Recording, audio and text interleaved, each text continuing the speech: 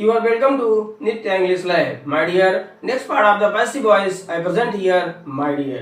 My dear, लोग कहते हैं कोशिशों की कभी हार नहीं होती है, तो वही कोशिश वही प्रयास अब हम एक्टिव से पैसिव वॉइस बनाने में करते हैं।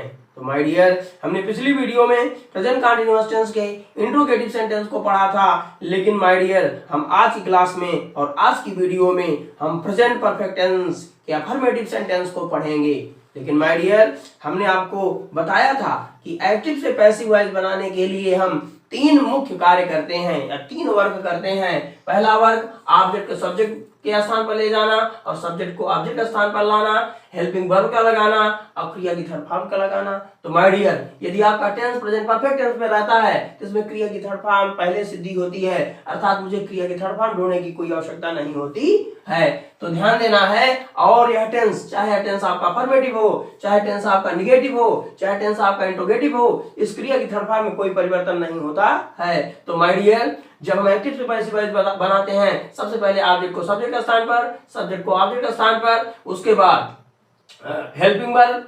जब हेल्पिंग वर्ब लगाते हैं तो हम प्रेजेंट परफेक्ट कंटीन्यूअस टेंस की सहायक क्रिया बीन लगाते हैं और क्रिया की थर्ड फॉर्म लगाते हैं, उसके बाद बाई, उसके बाद सब्जेक्ट को। माय डियर, हम इसको सेंटेंस के माध्यम से समझते हैं। तो माय डियर, हमने लिखा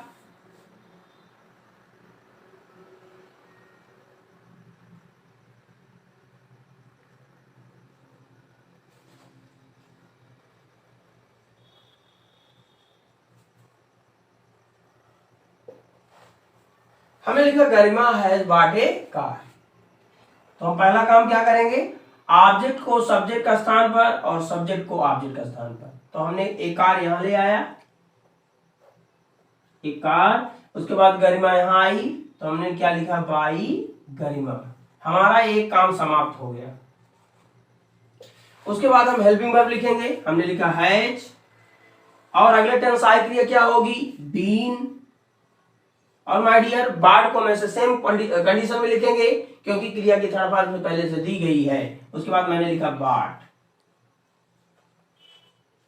आपका एक टेंस बनकर तैयार हो गया, अर्थात हमने एक्टिव से पैसिव वॉइस बना लिया। अब दूसरा सेंटेंस हम लिखें, ही हैज ईटन एप्पल्स।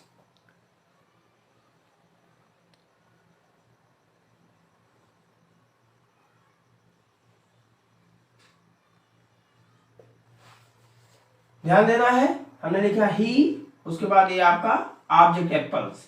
हम एप्पल्स को सब्जेक्ट के स्थान पर और ही को हम ऑब्जेक्ट स्थान पर रखते हैं। तो हमने लिखा एप्पल्स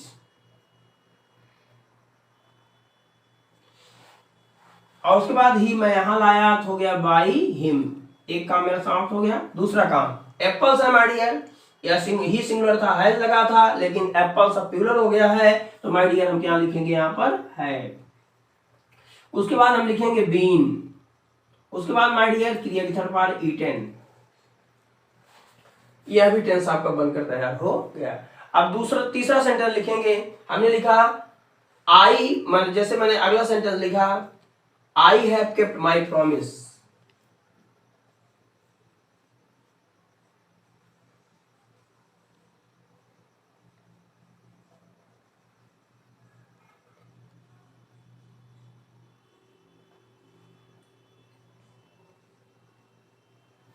तो माय डियर, आपका सब्जेक्ट आई, उसके बाद माई प्रॉमिस आपका ऑब्जेक्ट, माई प्रॉमिस हम इसके स्थान ले गए,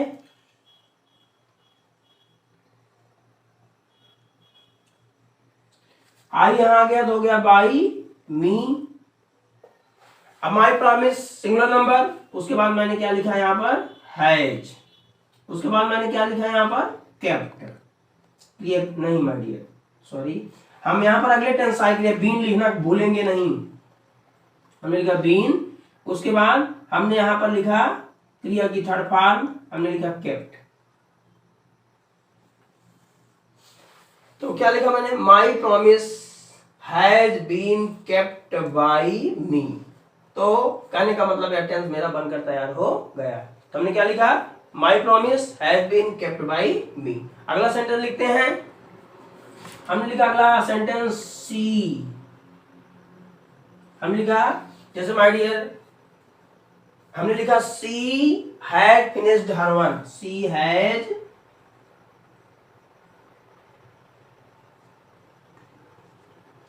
finished her work. My dear, आपका सी आपका सब्जेक्ट, हर वर्क आपका ऑब्जेक्ट। हमने हर वर्क यहां पर लाया, हर वर्क हैज बीन, उसके बाद मैंने लिखा फिनिश्ड बाई हर। इस तरह से आपका यह भी सेंटेंस बनकर तैयार हो गया। तो माय डियर, अगर यह वीडियो आपको अच्छा लगा हो तो आप इसे ज्यादा से ज्यादा शेयर करें और सब्सक्राइब करें